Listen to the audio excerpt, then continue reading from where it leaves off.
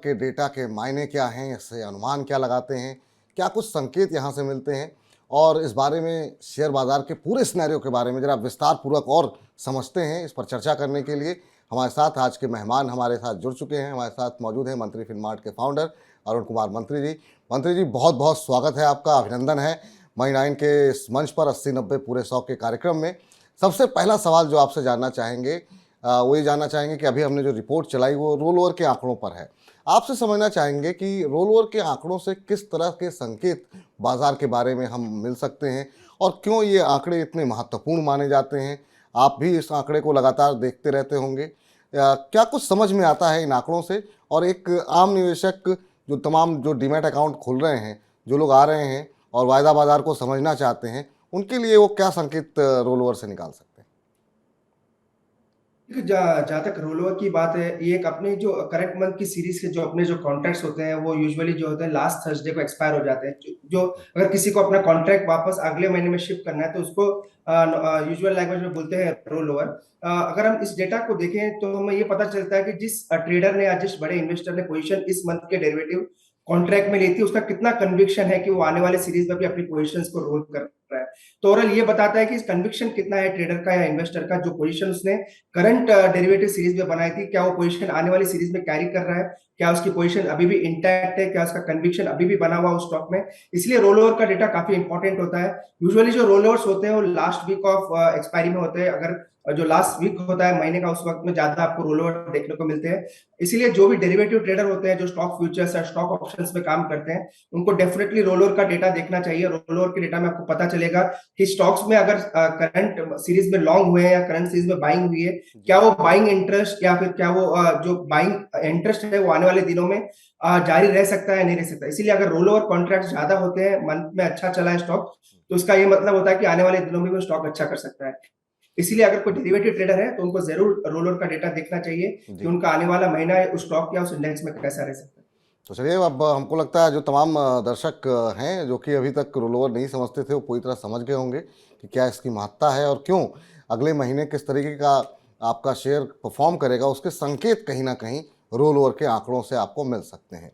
अब अगला महत्वपूर्ण सवाल ये है कि अंतर्राष्ट्रीय स्तर पर हम देख रहे हैं कि बहुत पॉजिटिव संकेत नहीं है, ज़्यादातर नेगेटिव खबरें काफ़ी ज़्यादा तैर रही हैं। रुपया टूट रहा है और भारतीय बाजार भी इसकी वजह से संभलने के बाद टूट जाता है। पिछले 20 साल में अगर हम देखें तो 13 बार अक्टूबर में बाजार में तेज़ी का दौर रहा, लेकिन तमाम एक्सपर्ट ये मान रहे हैं कि इस बार अक्टूबर में बाजार की हालत अभी खराब ही रहेगी। रोल ओवर के डेटा को जोड़ते हुए देखें तो अक्टूबर के अंदर आपको किस तरह के संकेत आते हुए दिखाई दे रहे हैं, और ख़ासतौर से जो न्यूज़ इनफ्लो बने हुए हैं, जो कि हर रोज़ कोई ना कोई ऐसी खबर आ जाती है कि अब आज भी हमने देखा कि वर्ल्ड बैंक की तरफ से डाउनग्रेड किए गए हैं इंडिया की जीडीपी को लेकर के, घटाया गया है अनुमान पहले से। इस तरह की खबरें जो आती हैं वो कितना सेंटिमेंट ख़राब करती हैं, और रोल ओवर के आंकड़े क्या कुछ तस्वीर पेश कर रहे हैं? देखिए, जहाँ तक रोल ओवर की बात है, डेफिनेटली शॉर्ट्स रोल हुए हैं अक्टूबर सीरीज में, जो कि पिछले महीने से देखें तो शॉर्ट्स डेफिनेटली रोल हुए हैं। पर एक डेटा मैं आपको जरूर बताना चाहूंगा, जो एफआईएस की इंडेक्स में लॉन्ग पोजीशंस है वो करंट महीने में अराउंड 17 to 18% के आसपास है, जो कि हिस्टोरिक लोस है। 13 से 18% का जो रेंज है ये हिस्टोरिक लोस माना जाता है एफआईएस की कोई भी इंडेक्स में लॉन्ग पोजीशंस। तो एफआईएस डेफिनेटली मार्केट में शॉर्ट है और मेजर 80% से ज्यादा उनकी शॉर्ट पोजीशंस बनी हुई है। एक ही ट्रिगर अगर मार्केट में कोई भी पॉजिटिव ट्रिगर आता है, चाहे वो यूएस से आए, यूरोप से आए या इंडिया से आए, पर कोई भी पॉजिटिव ट्रिगर आता है तो डेफिनेटली शॉर्ट स्क्वीज का माहौल बन सकता है। तो मुझे लग रहा है कि आपको अगर मार्केट पोजीशंस मार्केट में है, आपको डेफिनेटली अगर आपको अपनी पोजीशंस रखनी है तो इस चीज का जरूर ध्यान रखें कि जो ओवरऑल पोजीशंस है वो करंट लेवल पर शॉर्ट बनी है। अगर कोई पॉजिटिव न्यूज ट्रिगर होती है तभी एक शॉर्ट स्क्वीज का माहौल बन सकता है। तो पिछले 7 से 8 साल का डेटा जरूर बताता है कि अक्टूबर का महीना अच्छा रहता है, क्योंकि फेस्टिव सीजन होता है, मोस्टली मार्केट में बाइंग भी आपको देखने को मिलती है। बिल्कुल। पर अगर इस महीने में अगर मार्केट को अच्छा करना है, मुझे लगता है एक पॉजिटिव ट्रिगर की जरूरत है। अगर वो पॉजिटिव ट्रिगर आता है तो मुझे लग रहा है शॉर्ट स्क्वीज का माहौल जरूर बन सकता है। चलिए, तो एक पॉजिटिव ट्रिगर की आवश्यकता है बाजार को अब, लेकिन महत्वपूर्ण सवाल इससे जुड़ा हुआ ये आता है कि रेंज क्या देख रहे हैं निफ्टी की आप, और ख़ास तौर से अगर हम उसमें, चूंकि आज की थीम हमारी रोल ओवर के इर्द गिर्द है, तो अगर रोल ओवर के डेटा को देख करके कोई रेंज निकल के आ रही है, क्योंकि वॉल्टिलिटी काफ़ी तेज़ है। सीधे 15,000 15,500 के लेवल लोग देते हैं, और फिर जैसे 2 दिन के अंदर बाजार रिकवरी आती है तो लगता है कि 18,000 18,200 के लेवल देखने को मिल जाएंगे। तो इतनी वॉलेटिलिटी के बीच में आप कौन सी रेंज देख रहे हैं जिसके बीच में अभी आपको बाजार आने वाले कुछ दिनों में ट्रेड करता हुआ दिखाई दे रहा है? देखिए जहाँ तक रोल ओवर डेटा और टेक्निकल सेटअप दोनों को ही हमने कन्वर्ज किया है। इसमें अगर आप देखते हैं तो 2 से 3 लेवल मुझे जरूर निकल के आ रहे हैं। अगर ओवरऑल रेंज की बात करें 16,600 से 17,600 या 1000 पॉइंट की रेंज मिले मुझे फिलहाल निफ्टी में करंट सीरीज में नजर आ रही है। और जहां तक सपोर्ट की बात है 16,800 पहला सपोर्ट है, 16,600 उसके नीचे स्ट्रॉन्ग सपोर्ट मुझे नजर आता है। ऊपर में 17,500 17,600 ये दो रेजिस्टेंसेस मुझे मार्केट में नजर आ रहे हैं। तो जिस हिसाब से शॉर्ट्स रोल ओवर हुए हैं मुझे लगा 16,600 नीचे में उसके नीचे मार्केट नहीं जाना चाहिए। ऊपर में 17,500 17,600 ये मुझे इमीडिएट तौर पर रेजिस्टेंस नजर आ रहा है। जैसे कि मैंने पहले भी कहा अगर पॉजिटिव ट्रिगर आता है तो मुझे लग रहा है मार्केट में शॉर्ट स्क्वीज बन सकता है। अगर नेगेटिविटी रहती भी है तो मुझे लग रहा है नीचे में 16,600 के नीचे मार्केट नहीं जाना चाहिए। तो 1,000 अंकों का निफ्टी का दायरा सजेस्ट किया गया है। 16,600 से 17,600 के बीच में बाजार फिलहाल इस सीरीज में ट्रेड करता हुआ दिखाई दे रहा है। अरुण जी को ऊपर की तरफ 17,600 एक रेजिस्टेंस बना हुआ है 500-600, और नीचे की तरफ 16,600 एक सपोर्ट की भूमिका में दिखाई दे रहा है। अब इस बार स्टॉक फ्यूचर्स में अगर हम देखें तो करीब 89% जो है रोल ओवर हुए हैं, जो कि 3 महीने का जो एवरेज है उससे कम है। इससे क्या कुछ मायने निकाले, क्या कुछ समझ में आ रहा है? देखिए जिस हिसाब से वोलेटिलिटी बनी हुई है, जिस हिसाब से मार्केट में अगर मूवमेंट देखते हैं 200 पॉइंट एक बार मार्केट नीचे दिखाता है, नेक्स्ट डे ही 200 पॉइंट मार्केट ऊपर खुलता है। इसीलिए ज्यादा कुछ जो ट्रेडर्स की पोजीशंस है वो आने अक्टूबर सीरीज में रोल नहीं हुए, क्योंकि लोग वेट करना चाहते हैं पॉजिटिव ट्रिगर या नेगेटिव ट्रिगर। एक डायरेक्शन अगर मार्केट में आता है तो मुझे लग रहा है नई पोजीशंस वहां पे बनेंगी। इसीलिए मुझे लग रहा है ज्यादा रोल ओवर्स नहीं हुए। जो भी रोल ओवर्स हुए हैं वो इंस्टीट्यूशंस की तरफ से हुए और बड़े एचएनआई प्लेयर्स की तरफ से हुए हैं, इसीलिए आपको रोल ओवर्स थोड़े कम नजर आते हैं। और जहां तक निफ्टी बैंक निफ्टी की बात है 78-82% के आसपास के रोल ओवर है, वो अच्छे अच्छे खासे रोल ओवर अक्टूबर सीरीज में भी देखने को मिले हैं। तो जहां तक इंडेक्स की बात है मुझे लग रहा है रोल ओवर्स अच्छे हैं और स्टॉक्स में जरूर कुछ गिरावट है, क्योंकि जो ट्रेडर्स हैं उन्होंने अपने थोड़े हाथ खींच के रखे। जिस हिसाब से वोलेटिलिटी है वो एक क्लियर डायरेक्शन चाहते हैं मार्केट में कोई भी नया ट्रेड लेने से पहले। अब एक सवाल, उस उतार चढ़ाव की बात हम कर रहे हैं और उतार चढ़ाव के इंडेक्स का जिक्र ना करें ऐसा हो नहीं सकता। इंडिया विक्स की अगर बात करें तो एक हफ्ते में करीब 4.5%, एक महीने में करीब 1.5% के आसपास की गिरावट देखने को मिली है। अब चूंकि इसे उतार चढ़ाव हम मापते हैं कि बहुत वोलेटाइल मार्केट है, विक्स लगातार बढ़ रहा था बीच में, अब इसमें गिरावट आने से क्या संकेत हम मान के चलेंगे? क्या अब वोलेटिलिटी कम देखने को मिलेगी या फिर नेगेटिविटी कम देखने को मिलेगी? कैसे देख रहे हैं आप इंडिया विक्स में जो ऊपरी स्तरों से थोड़ी गिरावट आई है? देखिए इंडिया विक्स को हम थोड़ा कॉन्ट्रा इंडिकेटर के एज यूज करते हैं, क्योंकि हम जब भी वोलेटिलिटी नीचे आती है 15-16 के आसपास आती है जी। तो मुझे लग रहा है वहां पे आपको थोड़ा कॉशियस हो जाना चाहिए, क्योंकि वहां पे जो चीज होती है सब चीज काम होती है। और वहां से अगर कोई भी नेगेटिव ट्रिगर आता है तो आपको जबरदस्त वोलेटिलिटी देखने को मिलती है और आपकी जो पोजीशन है वो काफी हेवीली कट जाते हैं। इसलिए अगर वोलेटिलिटी नीचे है 14-15 के आसपास है, हो सकता है आपका सेंटीमेंट थोड़ा पॉजिटिव नजर आए, पर वहां पे आपको थोड़ा कॉशियस होना चाहिए और थोड़े अपने पोजीशंस को हल्का रखना चाहिए।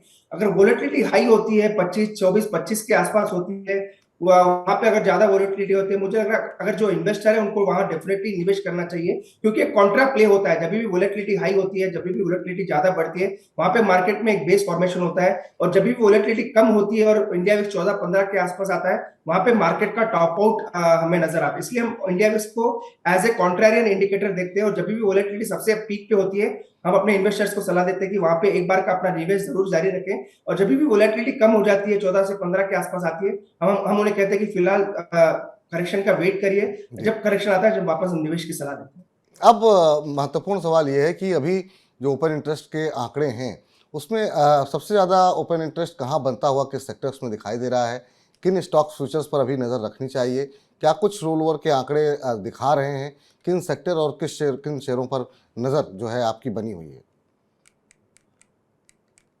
देखिए दो सेक्टर डेफिनेटली यहाँ से अच्छे कर सकते हैं। पहला होगा बैंकिंग और दूसरा होगा सीमेंट। मुझे लग रहा है बैंकिंग और सीमेंट में रोलर्स काफी अच्छे हुए हैं, स्पेशली अगर जो बैंक्स में देखें, छोटे बैंक्स और बड़े बैंक्स दोनों ही जो भी एफ में कॉन्ट्रैक्ट्स है उनके रोलर काफी अच्छे हुए हैं।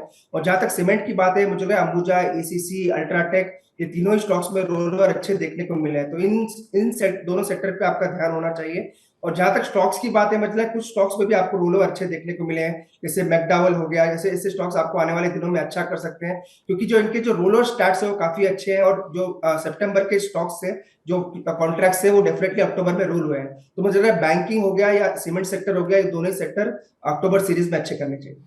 तो अक्टूबर सीरीज में यानी कि मौजूदा सीरीज में आपको बैंकिंग और सीमेंट शेयरों में अच्छा मोमेंटम बनता हुआ दिखाई दे सकता है। अगले सेगमेंट की ओर जाएं तो एक छोटा सा सवाल आपका ये है कि आपसे ये है कि बैंक और सीमेंट में कोई चुनिंदा शेयर हैं जो आपको अच्छे लग रहे हो? हमारे दर्शक अगर किसी कंपनी में निवेश करना चाहें तो आपकी सलाह रहेगी किसी में? देखिए, अगर लार्ज कैप में करना है तो डेफिनेटली हमारा फेवरेट आईसीआईसीआई बैंक ही है। आईसीआईसीआई बैंक का ओवरऑल अगर स्ट्रक्चर भी देखते हैं, फंडामेंटली भी देखते हैं, दोनों भी काफी स्ट्रॉन्ग है। जी। और जहां तक मिड कैप की बात है, मुझे लगा फेडरल बैंक और बैंक ऑफ बड़ौदा, ये दोनों स्टॉक हमें काफी पसंद है। इवन हमने 100-105 के लेवल से भी ये स्टॉक काफी अच्छी तरह से ट्रैक करके इसको रिकमेंड किया है। तो अगर बैंकिंग में देखें तो आईसीआईसीआई, फेडरल और बैंक ऑफ बड़ौदा, ये तीनों स्टॉक्स आप देख सकते हैं। जी। और जहां तक सीमेंट की बात है, देखिए सीमेंट एक टिपिकल पैक हो गया है जब से अडानी का एक्विजिशन हुआ है अंबुजा आईसीसी में। तो उनमें जो मूवमेंट आती है वो काफी शार्प आती है। जिस हिसाब से अडानी ग्रुप के स्टॉक चलते हैं, वैसे ही आजकल सीमेंट्स के स्टॉक भी चलने लगे। इसीलिए अगर कोई रिस्क लेना चाहता है तो उसको अंबुजा डेफिनेटली बाई करना चाहिए ट्रेडिंग पर्सपेक्टिव से।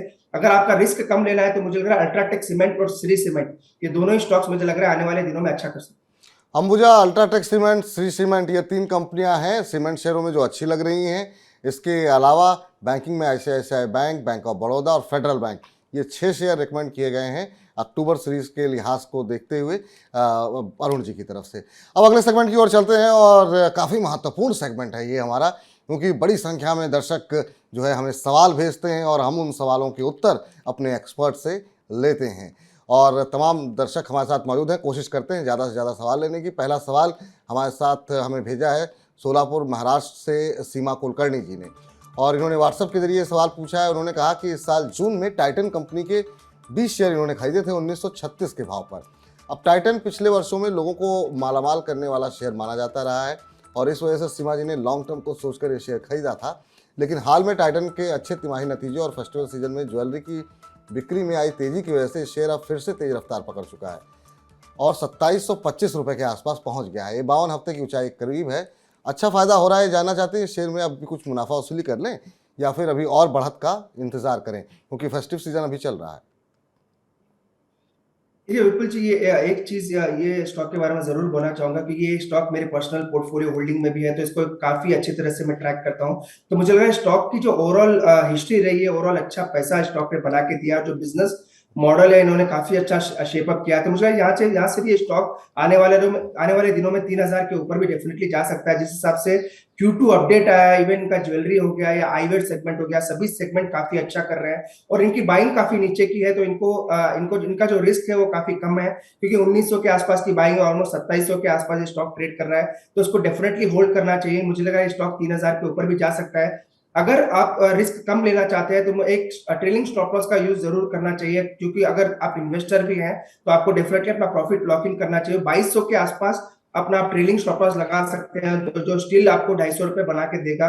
पर मुझे लग रहा है ऊपर में स्टॉक आने वाले दिनों में 3000 तक जा सकता है। जिस हिसाब से फेस्टिव सीजन आने वाला है, जिस हिसाब से डिमांड मुझे नजर आ रही है, ओवरऑल आईवेयर हो गया या गोल्ड ज्वेलरी या वॉचेस, किसी कोई भी सेगमेंट ले लें, सभी सेगमेंट में मुझे डिमांड अच्छी नजर आ रही है। तो हो सकता है आने वाले दिनों में इसका जो रिजल्ट है वो आने वाले दिनों में काफी बम्पर आपका नजर आए।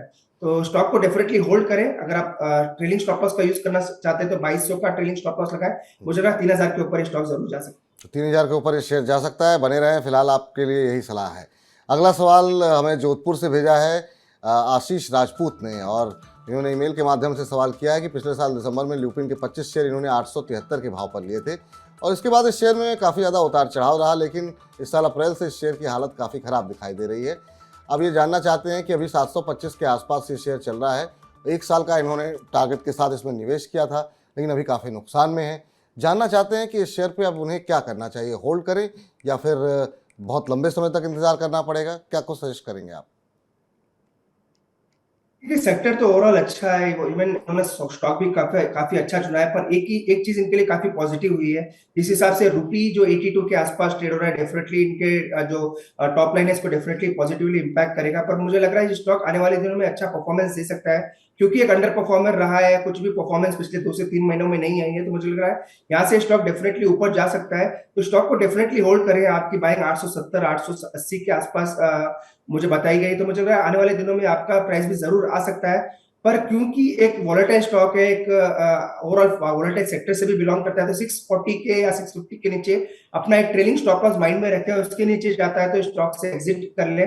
पर जहां तक ऊपर का लेवल की बात है, मुझे लग रहा है वापस ये स्टॉक 850 तक आने वाले दिनों में जरूर छू सकता है। इन्वेस्टमेंट के पर्सपेक्टिव से आप अपने पोर्टफोलियो में जरूर रख सकते हैं। चलिए, फिलहाल लॉन्ग टर्म के लिए होल्ड करने की सलाह है, निवेश का नज़रिया बना करके इसमें आप बने रहें। अगला प्रश्न हमें गुरुग्राम से भेजा गया है और सिमरन कालरा जी ने फेसबुक का माध्यम इन्होंने चुना है अपना प्रश्न पूछने के लिए। इन्होंने 197 कम्युनिकेशन यानी पेटीएम के आईपीओ में एक लॉट शेयर इनको अलॉट हुए थे और उसके बाद से ही वो इस शेयर में फंसी हुई है। अभी ये शेयर 703 के आसपास है, काफ़ी नुकसान में है। हाल में हमने देखा कि जेपी मॉर्गन, गोल्डमैन सैक्स ने पेटीएम को लेकर के काफ़ी बुलिश नज़रिया अपनाया है और 1100 तक के टारगेट गोल्डमैन ने दिए हैं। अब सिमरन आपसे ये जानना चाह रहे हैं कि इस शेयर में उनको क्या रणनीति अपनानी चाहिए। देखिए, स्टॉक को हम डेफिनेटली काफी डीपली ट्रैक करते हैं, क्योंकि मेजर ऑफ द क्लाइंट्स के होल्डिंग में स्टॉक है, क्योंकि मेजर ऑफ द लोगों ने आईपीओ में ही अप्लाई किया था। कुछ लोगों ने इवन 1000-1200 के आसपास की भी खरीदारी है। पर मार्केट की जो पैनी नजर रहेगी वो आने वाले क्वार्टर्स के रिजल्ट्स पर रहेगी, क्योंकि जिस हिसाब से अपडेट्स आते हैं कंपनी की तरफ से, वो कहते हैं कि अच्छे रिजल्ट्स आएंगे, तो डेफिनेटली आने वाले क्वार्टर्स पे जरूर इस स्टॉक पे नजर रहेगी। पर मुझे नहीं लग रहा कोई बड़ी तेजी आपको स्टॉक में आपके आईपीओ प्राइस तक देखने को मिल सकती है। मुझे लगा 850-900 रुपए तक स्टॉक आप डेफिनेटली जा सकता है। तो करंट लेवल पे एग्जिट की राय नहीं है, पर डेफिनेटली होल्ड करें। पर हमारा जो टारगेट है, मुझे लगा 850-900, वहां पे अगर एक बार स्टॉक आता है तो वहां पे अपना एक बार रिव्यू जरूर करें अपने पोर्टफोलियो, अपने स्टॉक का। पर मुझे नहीं लग रहा वापस आपके आईपीओ प्राइस तक स्टॉक इजीली जाएगा। तो दो चीजें आपको करनी है, एक तो 850-900 के लेवल पे आपको ध्यान रखना है। सेकंड, आने वाले 1 से 2 क्वार्टर के इसके रिजल्ट्स या अपडेट्स कैसे होते हैं उस पर जरूर ध्यान रखें। अगर वहां से पॉजिटिविटी आती है तो स्टॉक में ऊपर का रुझान आपको जरूर बन सकता है। एवरेज करने की सलाह देंगे कॉस्ट कम करने के लिए? देखिए, एवरेजिंग कर सकते हैं। अगर आप रिस्क ट्रेडर, रिस्क ले सकते हैं तो डेफिनेटली एवरेजिंग करें। एवरेज डेफिनेटली कर सकते हैं, पर हमारा जो टारगेट है 850-900 के आसपास है, उसके आसपास जाता है तो एक बार अपने स्टॉक्स को एक बार रिव्यू जरूर लें। 850-900 के आसपास का स्तर देखने को मिले तो एक बार समीक्षा करें कि आपको क्या करना चाहिए। किसी और हमारे साथ मेहमान होंगे जो उनसे हम आप अपना सवाल तब पूछिएगा तो हम उस पर एक और प्रतिक्रिया देंगे कि उस समय किस तरह के व्यूज़ बन रहे हैं। सर, अब कार्यक्रम को समाप्त करने का वक्त आ रहा है। चलते चलते आपसे कुछ, अगर आप हमारे दर्शकों को कोई ट्रेडिंग टिप्स या फिर इन्वेस्टमेंट पिक्स अगर देना चाहें, आपके पसंदीदा कुछ एक शेयर। देखिए, दिवाली के आसपास हम यूजुअली कुछ स्टॉक्स रिलीज करते हैं, तो एक दो स्टॉक मैंने ऑलरेडी रिकमेंड कर दिया, जो कि आईसीआईसीआई बैंक है। मुझे लगता है आईसीआईसीआई बैंक यहाँ से काफी अच्छा आपको रुझान दिखा सकता है, तो आईसीआईसीआई बैंक में डेफिनेटली आपको निवेश करना है। ट्रेडिंग की राय नहीं है, क्योंकि जिस हिसाब से वोलेटिलिटी ट्रेडिंग स्टॉक में ना करें, पर डेफिनेटली अगर आपके पोर्टफोलियो में, तो आपको आईसीआईसीआई बैंक डेफिनेटली बाय करना चाहिए। सीमेंट सेक्टर पे अल्ट्राटेक सीमेंट, जैसे मैंने ऑलरेडी कहा, ये स्टॉक अच्छा आने वाले दिनों में अच्छा कर सकता है। तो दोनों ही लार्ज कैप में निवेश की सलाह है, क्योंकि मिड कैप में वोलेटिलिटी ज्यादा है और यूजुअली ऐसे वोलेटाइल माहौल में आपको मिड कैप्स में फिलहाल धीरे धीरे इन्वेस्ट करना चाहिए। पर लार्ज कैप में मुझे नहीं लग रहा कोई बड़ी दिक्कत आपको नजर आएगी। तो आईसीआईसीआई बैंक और अल्ट्राटेक, ये दिवाली से दिवाली तक डेफिनेटली आप निवेश करके। बहुत बहुत शुक्रिया, बहुत बहुत आभार आपका आज के इस कार्यक्रम में जुड़ने के लिए, 80-90 पूरे 100 का हिस्सा बनने के लिए। और हमें उम्मीद है कि आपके जो तमाम आपने प्रश्नों के उत्तर दिए, जो शेयर सजेस्ट किए और जिस तरीके से आपने रोल ओवर के आंकड़ों को समझाया है, उससे हमारे दर्शकों की जानकारी बढ़ी होगी और जो उनके सवाल थे उनकी तमाम समस्याओं का समाधान पूरी तरीके से हुआ होगा। कोई डिस्क्लोजर आपकी तरफ से? डिस्क्लोजर एक है, जो भी स्टॉक्स रिकमेंड किए हैं वो कुछ एक से दो स्टॉक मेरे पोर्टफोलियो में भी है और हमारे क्लाइंट के पास डेफिनेटली इसकी पोजीशंस रह सकती है। बहुत बहुत शुक्रिया अरुण जी, आज के इस कार्यक्रम में शामिल होने के लिए बहुत बहुत धन्यवाद आपका।